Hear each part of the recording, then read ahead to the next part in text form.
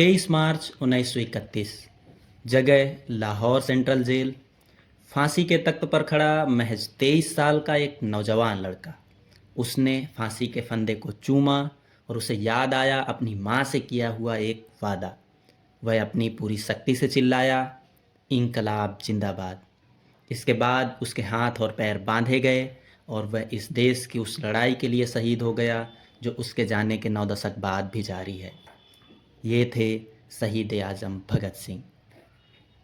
27 सितंबर 1907 को लाहौर के लायलपुर ज़िले के बंगा गांव में एक किसान सिख परिवार में जन्म हुआ था भगत सिंह का। अब ये जगह पाकिस्तान में है। उनके पिता का नाम सरदार किशन सिंह और माता का नाम विद्यावती था। उनका परिवार पहले से आज़ादी के आंदोलन में शामिल था। उनकी शुरुआती शिक्षा दयानंद एंग्लो वैदिक स्कूल डीएवी में हुई। इसके बाद उन्होंने लाहौर के नेशनल कॉलेज में एडमिशन लिया। यहाँ से उनके तार्किक और वैचारिक सोच की साख पनपी। नेशनल कॉलेज में रहते हुए उन्होंने यूरोपीय आंदोलनों और पश्चिमी विचारकों का गहराई से अध्ययन किया। उन्होंने समाजवाद और कार्ल मार्क्स को पढ़ा और समझा। सामाजिक ढांचे में फैली गरीबी, असमानता, शोषण और साम्राज्यवाद की जड़ों ने उनके मन से आस्तिक विचारों, आस्था और ईश्वरीय न्याय की जड़ें उखाड़ दी। उन्होंने तार्किक और बौद्धिक सोच को अपनाना शुरू किया और इन अत्याचारों के खिलाफ इंकलाब का नारा बुलंद करने का मन बना लिया। अपनी किताब वाई आई एम एथीस्ट में वह लिखते हैं कि मैं भी पहले पूरा भक्त था और दिन में कई बार गायत्री मंत्र का जाप करता रहता था। आगे भी लिखते हैं कि मैं कॉलेज में कुछ प्रोफेसर्स का खास था और कुछ मुझे पसंद नहीं करते थे। वह अक्सर अपने दोस्तों और साथी स्टूडेंट्स के साथ मानव जीवन के मूल्यों और ईश्वर पर डिबेट करते थे। धीरे धीरे वे नास्तिकता की ओर झुकते गए। अपनी किताब में वह लिखते हैं कि मेरे ईश्वर पर विश्वास न करने के विचार को कई लोग और कई दोस्त मेरा घमंड और अहंकार मानते थे, क्योंकि उन्हें लगता था कि असेंबली बम कांड और भूख हड़ताल के कारण मैं कुछ ज़्यादा और बहुत जल्दी प्रसिद्धि पा गया हूँ। इसके बाद उन्होंने किताबें पढ़ना शुरू किया। कार्ल लिपनेक की मिलिट्रिनिज्म, लेनिन की लेफ्ट विंग कम्युनिज्म और अपटन सिंक्लेयर का उपन्यास द स्पाई और अनगिनत किताबें उन्होंने पढ़ी। उन्होंने नौजवान भारत सभा का गठन किया, जिसने वामपंथी विचारधारा और मार्क्स के विचारों को युवाओं, मजदूरों और किसानों तक पहुंचाने में महत्वपूर्ण भूमिका निभाई।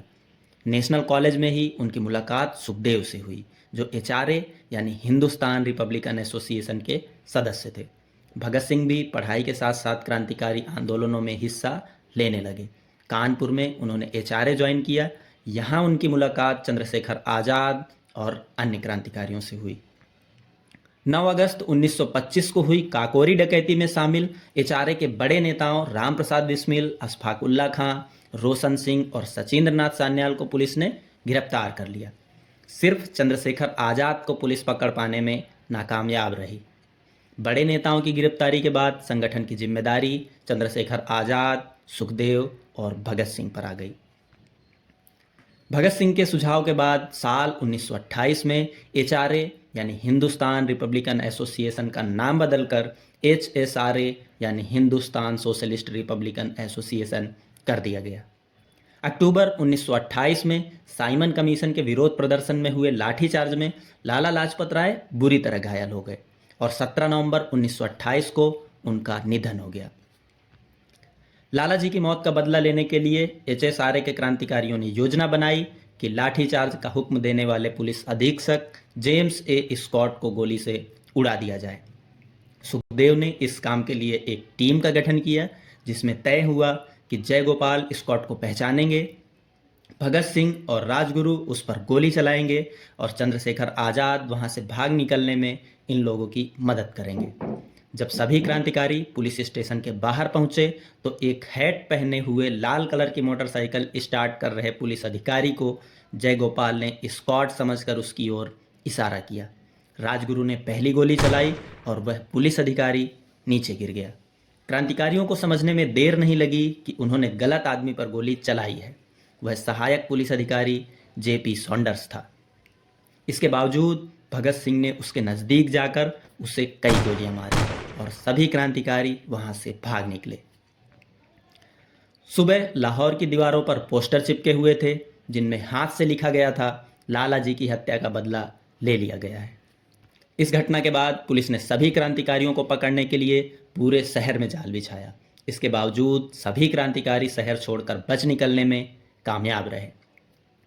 साल 1929 में हिंदुस्तान सोशलिस्ट रिपब्लिकन एसोसिएशन ने सेंट्रल असेंबली यानी आज के संसद भवन पर बम फेंककर इंकलाब का नारा बुलंद करने और अपनी आवाज़ देश भर में पहुंचाने का निर्णय लिया। चंद्रशेखर आज़ाद खुद बम फेंकना चाहते थे, पर बाद में इस काम के लिए भगत सिंह और बटुकेश्वर दत्त को चुना गया। भगत सिंह के असेंबली में बम फेंकने से कुछ दिन पहले एक महत्वपूर्ण घटना का जिक्र मिलता है जो उनके जीवन, उनके चरित्र और उनके विचारों को और स्पष्ट ढंग से सामने रखती है। हुआ ये कि सुखदेव ने भगत सिंह पर किसी लड़की से प्रेम संबंधों का जिक्र करते हुए कहा कि तुम इसलिए शहादत देने से डरते हो। भगत सिंह ने सुखदेव को एक पत्र लिखा। उन्होंने लिखा, मैं प्रेम को पवित्र और जीवन को ऊंचा उठाने वाला मानता हूँ। तुमने इटली के महान क्रांतिकारी मैज़िनी के बारे में जरूर पढ़ा होगा, जो अपने पहले क्रांतिकारी आंदोलन की विफलता और अपने साथियों की मौत के बाद बिल्कुल हताश और निराश हो चुका था। वह शायद पागल हो जाता या आत्महत्या कर लेता, पर अपनी प्रेमिका के एक पत्र से वह न सिर्फ इन कठिन परिस्थितियों से बाहर आया, बल्कि सबसे अधिक मजबूत हो गया। यह पाश्विक वृत्ति नहीं है, यह सुंदर मानवीय भावना है। प्यार जीवन को ऊंचा और महान बना सकता है, बशर्ते प्यार प्यार हो, और यह अपने आप आता है। कब, ये कोई नहीं जानता। मैं समझता हूँ कि मैंने अपना पक्ष स्पष्ट कर दिया है। यूँ समझो कि मैंने अपना दिल खोल दिया है। तुम्हारा भगत सिंह। यह पत्र हमारे लिए सीख है कि हमें उनको पूजने से अधिक पढ़ने की ज़रूरत है। 8 अप्रैल 1929 को भगत सिंह और बटुकेश्वर दत्त ने सेंट्रल असेंबली में खाली स्थान पर बम फेंका, इंकलाब के नारे लगाए और पर्चे बांटे। वह भाग सकते थे, दरवाजे खुले थे, पर वे नहीं भागे। उन्हें गिरफ्तार कर लिया गया और उन पर मुकदमा चलाया गया। कोर्ट द्वारा सेंट्रल असेंबली में बम फेंकने के सवाल पर उन्होंने जवाब दिया, यह धमाका बहरी सरकार तक अपनी आवाज़ पहुंचाने के उद्देश्य से किया गया था, किसी की हत्या के इरादे से नहीं। बाद में उन पर सॉन्डर्स की हत्या का मुकदमा भी चलाया गया और लाहौर कॉन्स्पिरेसी केस के अन्य क्रांतिकारियों सुखदेव और पुणे से राजगुरु को गिरफ्तार कर सभी क्रांतिकारियों पर मुकदमा चलाया गया और उन्हें लाहौर सेंट्रल जेल में रखा गया, जहां उन्होंने जेल में साफ सुथरा खाने, कपड़े, अखबार, किताबें और राजनीतिक कैदी के दर्जे के लिए 14 जून 1929 को बटुकेश्वर दत्त के साथ भूख हड़ताल की। यह हड़ताल लगभग 116 दिन जारी रही और 13 सितंबर 1929 को जतिन दास की शहादत के बाद अंग्रेज सरकार को उनकी मांगें माननी पड़ी। 7 अक्टूबर 1930 को भगत सिंह, सुखदेव और राजगुरु को फांसी की सज़ा सुनाई गई। भगत सिंह को किताबें पढ़ने का बहुत शौक था। लाहौर जेल के वार्डन चरण सिंह उनके हितैषी थे, जिस कारण पास की लाइब्रेरी से उनके लिए किताबें आ पाती थी। उन्होंने अपनी किताब why I am atheist Lahore jail में ही लिखी थी। किताबों के प्रति उनके मन में कितना प्रेम था, यह आप इस बात से अंदाज़ा लगा सकते हैं कि उनको फांसी दिए जाने के 2 घंटे पहले उनके वकील प्राणनाथ मेहता उनसे मिलने पहुंचे।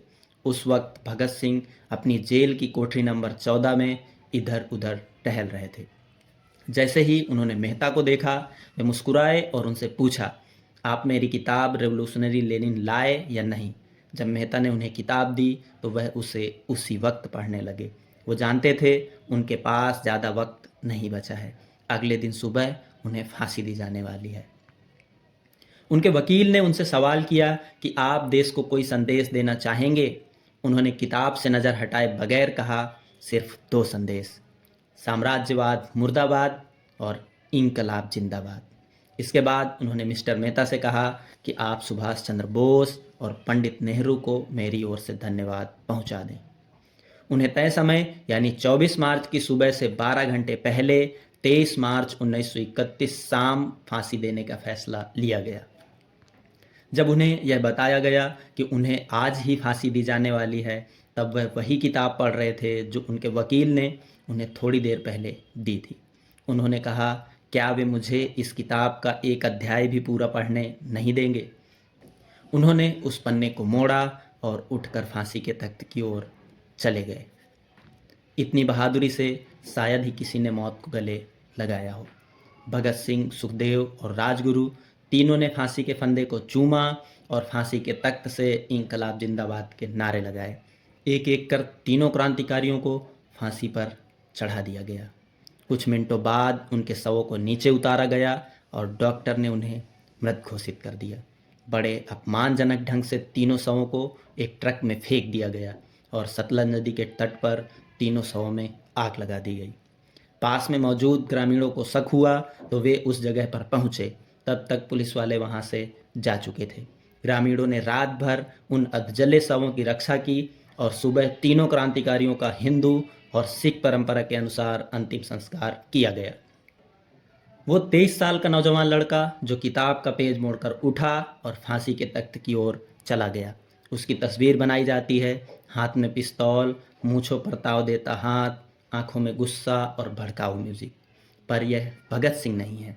यह उस नौजवान लड़के की तस्वीर नहीं है जो कहता था, तुम मुझे मार सकते हो पर मेरे विचारों को नहीं। उनकी तस्वीर होनी चाहिए किताबों से भरी लाइब्रेरी में। उनके हाथ में पिस्तौल की जगह किताब होनी चाहिए। मूंछों पर ताव देते हाथ की जगह इंकलाब जिंदाबाद का नारा बुलंद करते उनके हाथ होने चाहिए। आंखों में गुस्सा नहीं, विचारों की ताकत झांकनी चाहिए और भड़काऊ म्यूजिक की जगह उठनी चाहिए हर हो रहे अन्याय के खिलाफ आवाज़। भगत सिंह जिस आज़ादी की बात कर रहे थे वो किसी भूभाग की आज़ादी नहीं थी, न थी किसी काले की गोरे से आज़ादी। वो उस आज़ादी का सवेरा लाना चाहते थे जहाँ इंसान इंसान का शोषण न करे, जहाँ जाति, नस्ल और धार्मिक सांप्रदायिकता की आड़ लेकर कोई इंसानियत को न कुचले, गरीबी, शोषण और अन्याय के खिलाफ उठी आवाज़ को न दबाए। यही है सच्चे भगत सिंह और उनका इंकलाब। भगत सिंह आज होते तो एक एक युवा, एक एक नौजवान से कहते, दलों के दलदल में मत उलझो। आप भी भगत सिंह को खोजिए, पढ़िए और उनकी लेगेसी को आगे बढ़ाइए ताकि इंकलाब जिंदाबाद रहे। धन्यवाद।